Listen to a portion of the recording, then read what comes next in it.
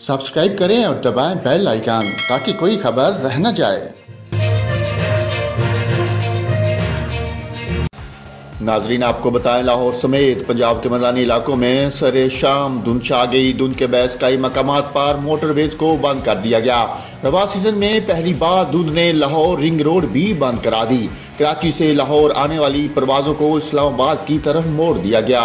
लाहौर और गिरदोनवा में सरे शाम धुंध ने डेरे डाल लिए। सहाफी कॉलोनी, हरबंसपुरा, किनार रोड, एयरपोर्ट और दीगर इलाकों में हद निगाह इंतहाई कम हो गई। धुंध के बहस लाहौर आने वाली 2 परवाजों को इस्लामाबाद डाइवर्ट कर दिया गया। रिंग रोड को ट्रैफिक के लिए भी बंद कर दिया गया। CTO डॉक्टर असद मलही के मुताबिक रिंग रोड और मोटरवेज का सारा लोड रावी पुल पर शिफ्ट हो गया, इसलिए बड़ी गाड़ियों को शहर में दाखिले से रोक दिया गया। तर्जुमान मोटरवे पुलिस के मुताबिक धुंध के बहस मोटरवे M2 को लाहौर से कोट मोमन तक, मुल्तान मोटरवे M3 को फैजपुर सिरजाना तक और M11 सियालकोट मोटरवे को समड़ियाल तक बंद कर दिया गया।